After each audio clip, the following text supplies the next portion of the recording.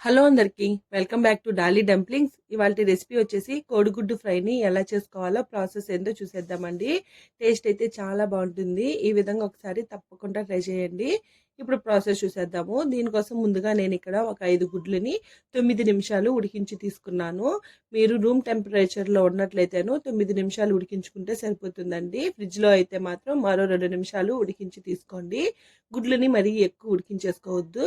ఇలా ఉడికించుకున్న ఈ గుడ్లని పైన ఉన్న పొట్టుని తీసేసి గుడ్లని క్రాస్గా కట్ చేసుకోవాలి. ఇలా కట్ చేయడం వల్ల ఈ ఎగ్ ఫ్రై చేసినప్పుడు ఉప్పు కారం అనేది గుడ్లకు బాగా పడుతుంది. ఈ ఎగ్ తినేటప్పుడు టేస్ట్ చాలా బాగుంటుంది. అదేవిధంగా అన్ని గుడ్లకి ఘాట్లు పెట్టుకొని పక్కన పెట్టుకోవాలి. ఇప్పుడు ఒక మిక్సీ జారుని తీసుకొని ఇందులో 1.5 టేబుల్ స్పూను కారం పొడిని వేసుకోవాలి. ఈ కారం పొడిని మీరు తీసుకునే ఎగ్స్ క్వాంటిటీని బట్టి వేసుకోవాలండి. అలాగే ఇందులో 1/2 table spoon salt, 1/2 table spoon జీలకర్ర, 1/2 టేబుల్ స్పూను ధనియాలు, ఇందులో ఒక 20 వెల్లుల్లి రెబ్బల్ని వేసుకొని మూత పెట్టుకొని కచ్చాపచ్చాగా మిక్సీ పట్టుకోవాలి. చూడండి, నేను ఇక్కడ చూపించే విధంగా మిక్సీ పట్టుకొని ఈ పొడిని పక్క పెట్టుకోవాలి. ఇప్పుడు స్టవ్ ఆన్ చేసుకొని ప్యాన్ పెట్టుకొని ఇందులో 1 టేబుల్ స్పూను ఆయిల్ వేసుకోవాలి.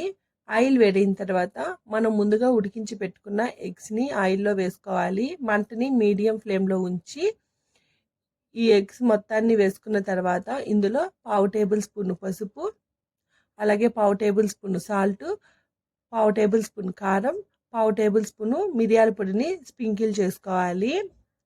అలాగే సాల్ట్ మరీ ఎక్కువ వేసేయద్దండి, మరి తినేటప్పుడు సాల్టీగా అయిపోతుంది. ఇలా వేసుకున్న తర్వాత ఒక 2 నిమిషాలు ఈ ఎగ్స్ని ఫ్రై చేసుకోవాలి. మీకు బాగా ఫ్రైగా కావాలన్నట్లయితేను ఒక 2 నిమిషాలు ఫ్రై చేసుకోండి. లేదు లైట్గా ఫ్రై అయితే సరిపోతుంది అనుకుంటే 1 నిమిషం ఫ్రై చేసుకుంటే సరిపోతుంది. ఇలా ఫ్రై చేసుకున్న ఈ ఎగ్స్ని ఒక ప్లేట్లోకి తీసుకోవాలి.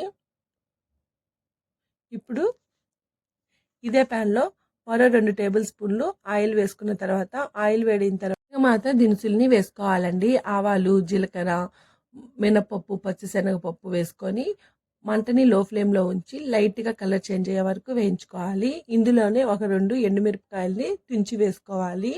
ఇప్పుడు ఒక పెద్ద సైజు ఆనియన్ని సన్నగా చిన్న చిన్న ముక్కలుగా కట్ చేసి వేసుకొని ఈ ఆనియన్స్ లైట్గా కలర్ చేంజ్ అయ్యే వరకు వేయించుకోవాలి. అలాగే ఇందులోనే ఒక రెమ్మ కరివేపాకు వేసుకోవాలండి.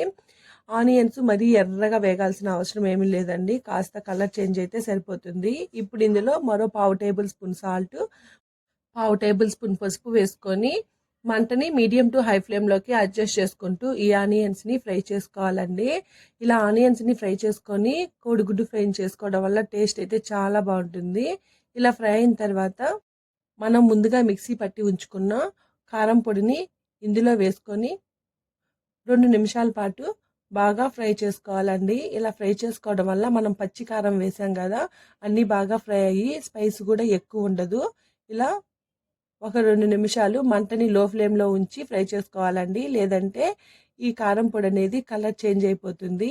ఇలా ఫ్రై అయిన తర్వాత మనం ముందుగా వేయించి పెట్టుకున్న కోడిగుడ్లు కూడా వేసుకొని మరో 1 నిమిషం పాటు బాగా మిక్స్ చేసుకోవాలి. ఇలా కలుపుకున్న తర్వాత సాల్ట్ సరిపోయిందో లేదో చెక్ చేసుకొని సాల్ట్ని అడ్జస్ట్ చేసుకోవాలండి.